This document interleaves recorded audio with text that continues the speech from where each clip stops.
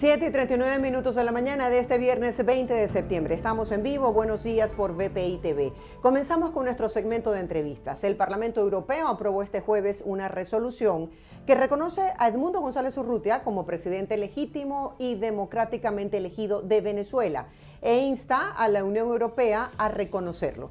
Estas son palabras textuales de lo que ha sido la conclusión de esta resolución.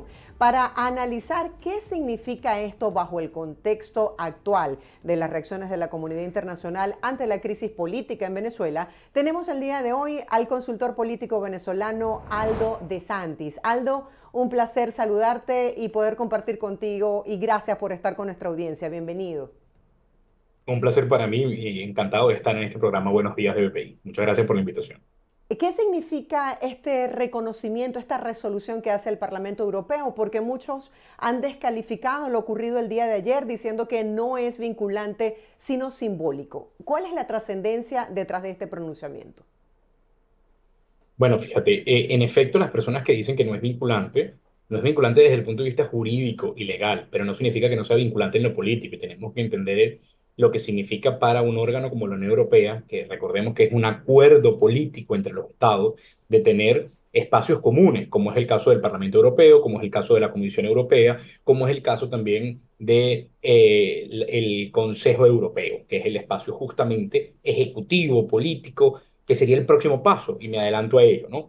Lo que hace en este caso el Parlamento Europeo es, a través de sus europarlamentarios, votar para el reconocimiento de Edmundo González como presidente electo de Venezuela, pero también insta a los Estados miembros de la Unión Europea, que son 27 Estados miembros de la Unión Europea, y al Consejo Europeo, que es el órgano que agrupa a esos estados, a que también reconozca en calidad de presidente electo a Edmundo González. ¿Qué significa esto para Venezuela? O sea, ¿por qué esto es bueno para la alternativa democrática venezolana?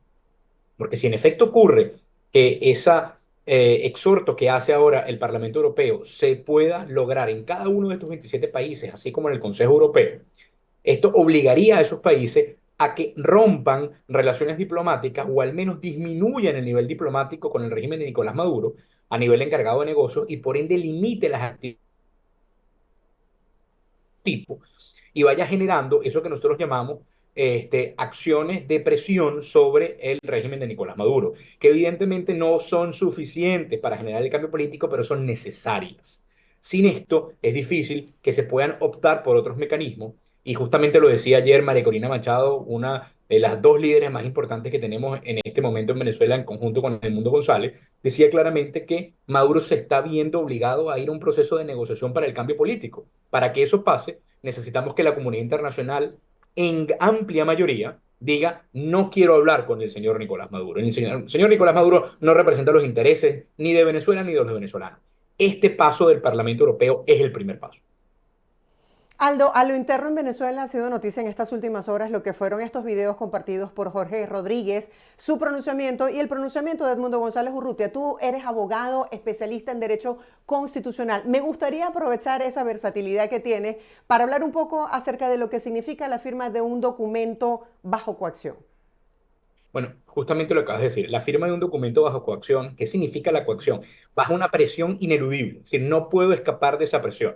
Mi único mecanismo es firmarlo para obtener lo que estoy buscando. En este caso, entiendo, y le entiendo de muy buena fuente, que la única manera de que se fuese otorgado el salvoconducto a el presidente electo Edmundo González era firmando este papel. O sea, si no hay la firma de este papel, en estas condiciones que ponen los hermanos Jorge y Delcy Rodríguez, no hay salvoconducto. ¿Eso qué significaba?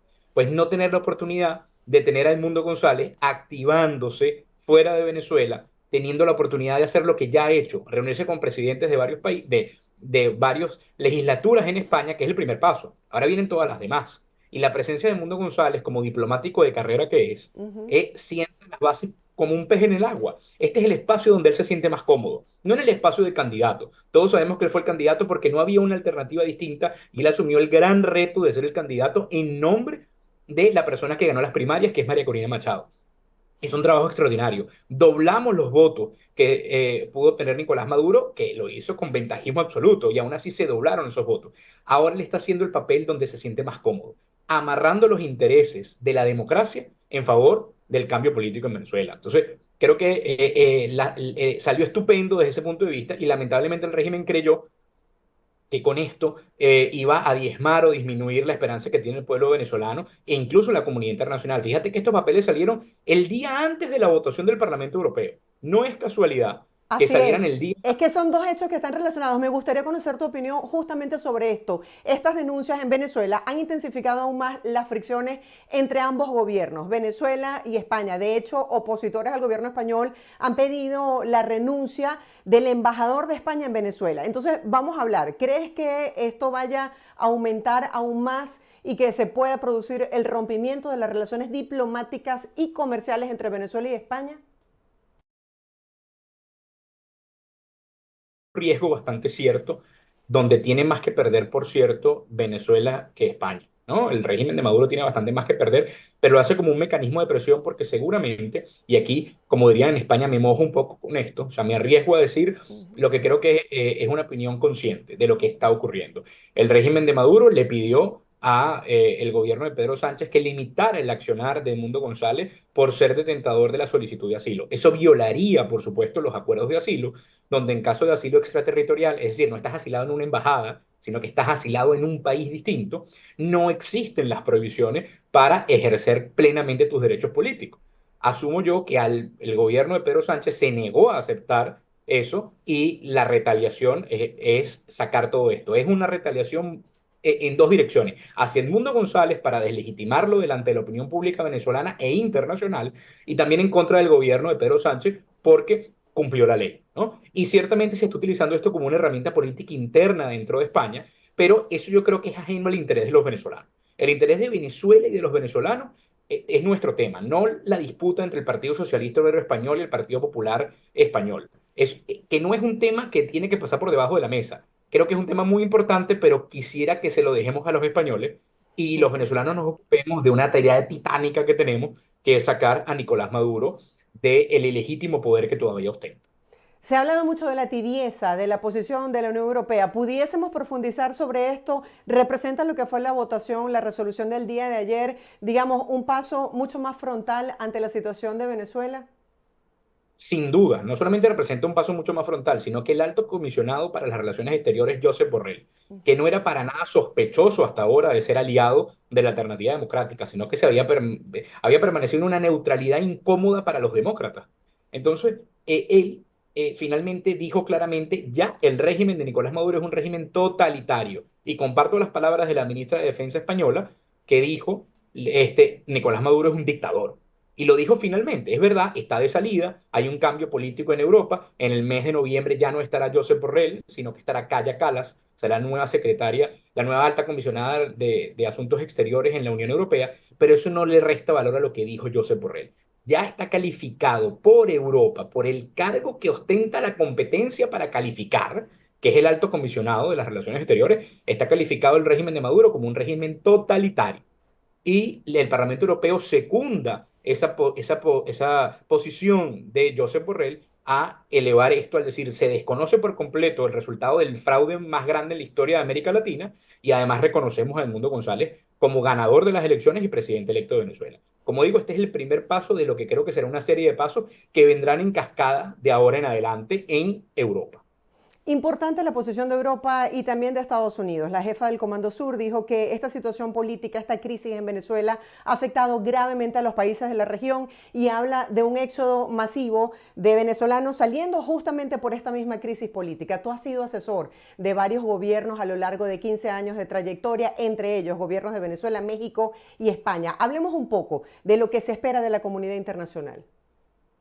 Bueno, el mayor miedo que puede tener cualquier gobierno es que sea incapaz de asumir los costos de una migración elevada. ¿Por qué? Porque si en América Latina existen todavía deficiencias formales en materia de infraestructura, en materia de sanidad, en materia de educación, con la población que ya tienen esos países, que tienen altos niveles de pobreza y altos niveles de ausencia de acceso a distintos espacios que hacen que sea un país que tenga progreso. Imagínate si hay una migración o una ola migratoria como la que ya hubo en Venezuela entre los años 2016 y 2019. Imagínate que vuelvan a salir, no estamos hablando de los 8 millones de venezolanos que ya estamos fuera, pero imagínate 3 millones más.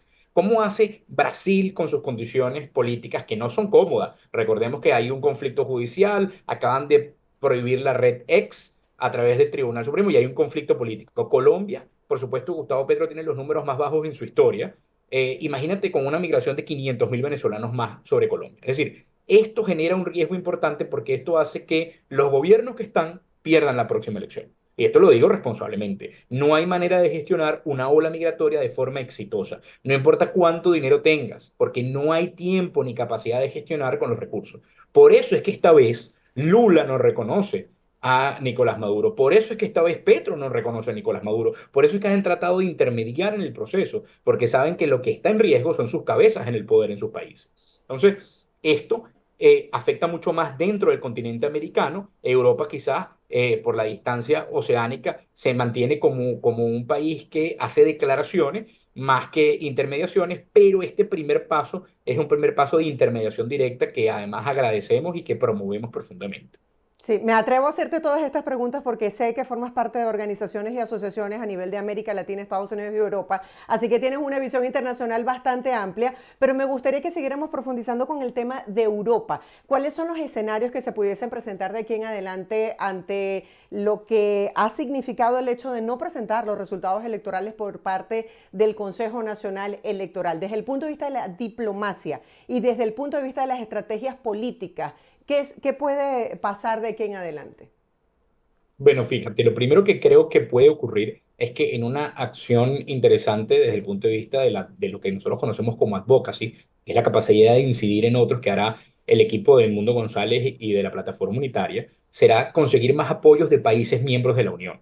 Es decir, los próximos pasos es que países como, y me atrevo a mencionarlos, eh, Italia y Portugal, que son países que tienen una relación directa en Europa con Venezuela por ser países que son comunidades de exmigrantes de esos países en Venezuela, entonces evidentemente el flujo migratorio también fue de regreso hacia ellos. Entonces tienen comunidades importantes de venezolanos en sus países y van a ser los primeros en salir al paso a esta situación. Entonces debemos esperar en los próximos días las declaraciones de los parlamentos, tanto de Italia como de Portugal, porque muy probablemente tengamos buenas noticias de ellos.